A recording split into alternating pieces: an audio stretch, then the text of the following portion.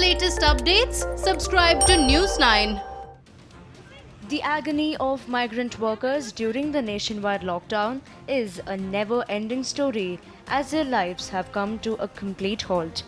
The situation is no different in Karnataka as lakhs of migrant workers are stranded and are yet to reach their native towns.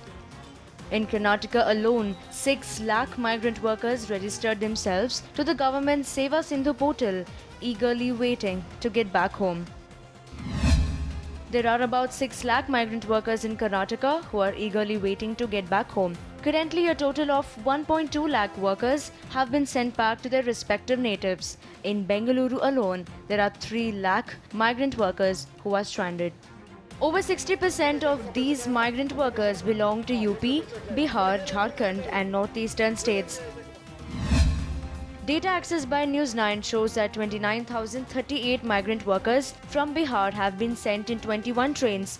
32,132 workers have been sent to Uttar Pradesh in 23 trains.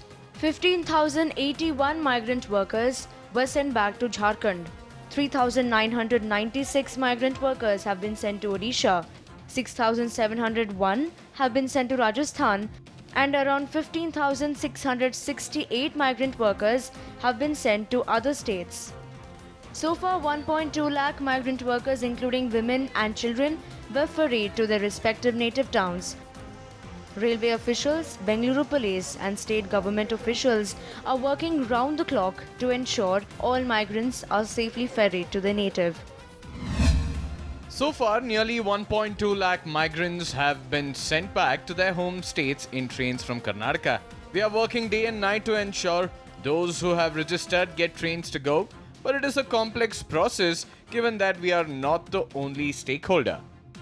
The everyday situation in Bengaluru's palace grounds is very saddening as thousands of migrants queue up in desperation to get back home.